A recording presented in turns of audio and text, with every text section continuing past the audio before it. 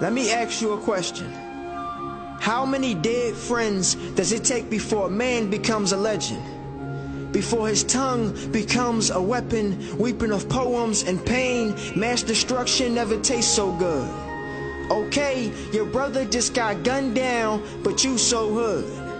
Did he die like Martin, with slaves cheering him on as he walks towards the heaven gates? Or like Malcolm, beating the eyes with a fistful of courage? If not, why are you still selling drugs and not hoping on beat down corners?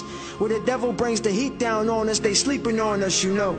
They put a black man in office to keep us niggas from marching for growth, because they know if he didn't win that night by morning, the streets would have looked like a civil rights movement.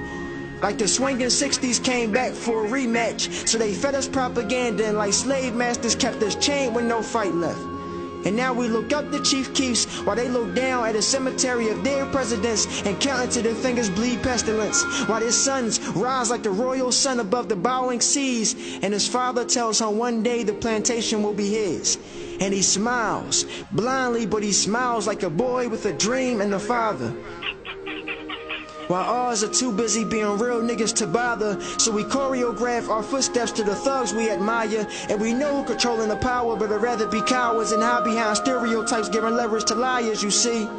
The problem is trying to solve our problems with weed.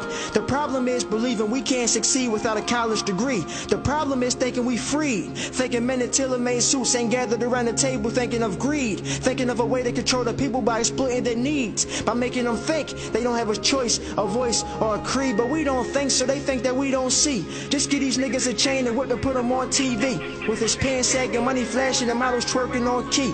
Don't brainwash these niggas with the blood of their ancestors' dreams. What the hell you trying to do? Create another Nelson Mandela, another Angela Davis, another Huey P. Newton, sinking all of your slave ships? It's a thin line between educated and hatred, but still enough human in me to want to use it to strangle the fear out of you. Then look the oppressor dead in his eyes, just so he can see the revolution brewing in minds. The landmines laced in my heart, just waiting for another lie to step on it, another why to question it, another bullet of goodbye to exit it and leave a trail of blood that leads down a dark alley of ignorance. Them OGs y'all worshiping ain't nothing but men that knocked on the devil's door because they thought the good Lord wouldn't let them in. So they lost hope and found sin in the same week, and never told the boys that a quick fix can never heal broken men, that jail was a way to unveil the slave within. So now, when you call yourself a real nigga, I know exactly what you really mean. Somewhere behind that mask of college you wear, there's a brave boy that still believes you can have peace without resting in it.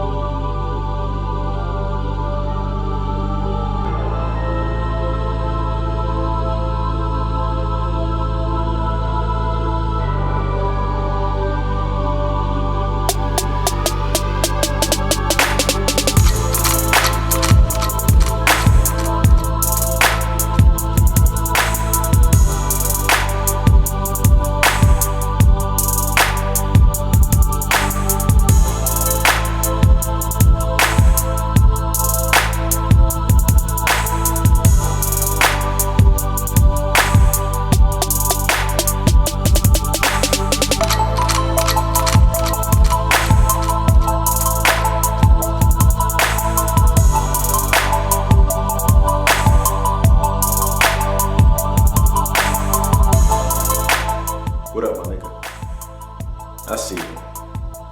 With your steps walking with swag and your hat pushed to the side and your lady walking right next to you, but she's good enough to be your bitch, but not good enough to be your bride, with your pants hanging below your waist, expressing yourself in a manner of disgrace. Yeah, you a real nigga. And you take being called a nigga with pride, and you wear this word on your arm like a band, and you stand up and you say out loud and proud like, yeah, I'm that nigga, thinking you some kind of man. And you figure, just because you got all these dollars in and all these little girls hollering, and that's what makes you some kind of man. Nah, nigga, you misunderstand. That's what makes you a nigga. Because you have allowed yourself to fall victim to that sweet kiss, to that ignorant part of bliss. You let it blind you. You are a dumb nigga. because you are so lost that you can't even find you, nigga. Yeah, I said nigga. And I say it with no regrets, because when I say this word, I say it within the context that deems it not as a term of endearment, but as a term of disrespect, as it was intended to be. And all you niggas pretending to be real fathers, telling yourself that you're a real man by doing what you can to provide for your family with what you think they need, and you go out and you buy these fly kicks to impress these fly chicks, and at home you got kids to feed, nigga. Please. You have lost a sense of responsibility for your family, for your community, for yourself. You too busy digging your hands in these white man's pockets trying to get a taste of his wealth, nigga. Listen, because the truth you believe you found, you are clearly missing. A real man is a righteous brother who is good to his woman, who wouldn't leave her to be a single mother. A real man is a committed father who teaches his sons and daughters born on this earth about their history and about their self-worth. A real man knows how to pick up a book instead of picking up a gun, who isn't too quick to pull that trigger, who isn't on the block talking about whose shit is bigger. And anything less than a man like this, I figure, can be nothing more and nothing less than a real nigga.